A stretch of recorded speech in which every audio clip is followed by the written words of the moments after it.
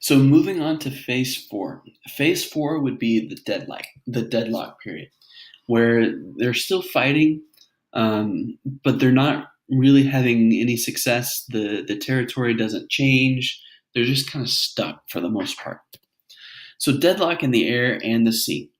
So one of the key diplomatic areas was that Iraq was able to raid a nuclear power plant in the Bushehr nuclear power plant, and this kind of gave global attention to the fact that Iran was trying to develop a nuclear bomb or an atomic bomb. So this was showing that hey, they were planning to do this, and they were able to destroy the nuclear power plant. So this kind of set the Iranians back and kind of further proved that this would be a war of attrition because neither side would have like a magical atomic bomb that would end the war quickly. So by 1984, both sides actually had better Air Force commanders, which contributed to kind of more of a deadlock because they both became kind of equal. Iran was finally able to kind of counteract its lack of airplanes because they finally broke a code. So beforehand, when the United States had been in control of the Air Force, they created like computer codes that told them where all the different spare parts were located within the country, and the Iranians had no way to be able to repair their airplanes. However, with this, they were finally able to find the spare parts, which allowed them to finally fix a lot of their aircrafts and kind of double their fleet. So this kind of really balanced the power in the air. So at this point, the both sides realized that it's very economic to be able to attack each other's tankers because this is where they're going to be able to prevent either side from selling more oil, which would prevent each other from funding the war. So they start attacking the tankers, and because of this, the war of the cities kind of decreases at this point. So how the tanker wars were primarily fought is that each side would use aircrafts to go try to attack each other's tankers. So they kind of hit and miss. They would only find them, so it wasn't super effective, but it was there. So by 1985, Saddam claims that 1985 is going to be the year of the pilot. So this is where he's going to pick back up the War of the Cities, and he's going to actually use aerial attacks on the War of the Cities. So instead of using the Scud missiles that are inaccurate, he's going to use bombings from aircrafts to attack the cities. The Tanker Wars is going to continue in 1985, but most of the ships that are actually hit are actually decoy ships. So they'll send decoys along with the actual tankers.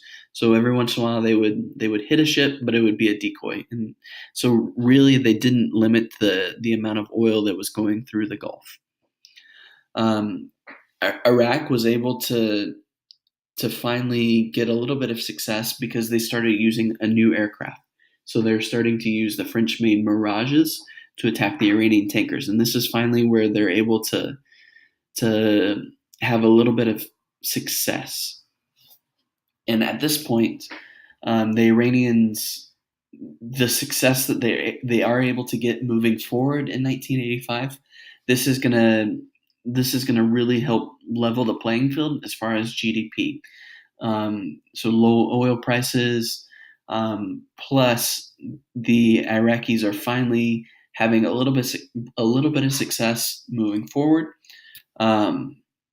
They're able to create kind of the same level of GDP.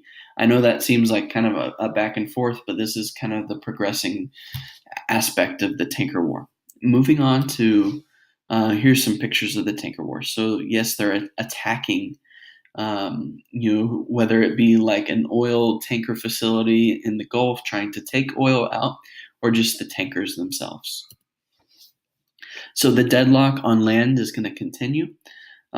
So one of the main offensives during this 3-year period would be the Badr offensive, and the Iranians are going to try to attack into Iraq. If you remember that they're getting a lot of pressure from the Ayatollahs to attack, that Allah's on their side and whatnot. However, the Iraqis are able to repel these attacks very easily. So Iraqi morale is going to be really high because they're able to attack these and they're scoring great victories.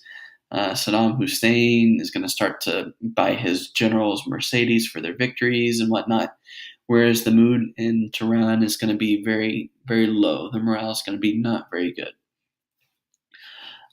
As the two sides, their weapons are starting to dry up. They don't have very many. They don't have very much ammunition. They don't have the ability to fire on each other. So as this kind of dries up, Iran is going to kind of, their only option is to do the human wave assaults. And so what that means is, yes, they're attacking and they do have, they're not very successful, but what that means is Saddam is forced to leave his military at the front, which is going to kind of, it really drags on, that they're forced to maintain the army on the front. Moving towards Kurdistan, guerrilla warfare is going to continue up there. The Iranians are going to try to get the Kurds to fight against the Iraqis. However, what they don't realize is that these are a bunch of different tribes within this Peshmerga. Each of these different tribes has their own military, and they're not organized. They're uncoordinated, and they don't really listen to the advice or wishes of Iran. So what that means is they don't really do anything to influence the balance of power up here. However, to the south, Iraq's going to try to start using more chemical weapons. So Iran, they realize that they have strength in numbers, so they're going to attack in the Al-Fal Peninsula, which is close to Basra. So even though they get some initial victories because they have just considerably more soldiers than the Iraqis do, the Iraqis are going to counterattack with chemical weapons. So that becomes like the factor that kind of ends their disadvantage. So because of this, as you see in the pictures, both sides have to resort to the chemical mass, which becomes kind of a mess because they fog up and they can't see. And then on top of that, they're fighting during February, during the rainy season, so they can't see. They're stuck in the mud, and it just becomes really complicated. So it turns into like a trench warfare. It turns into like World War I all over again.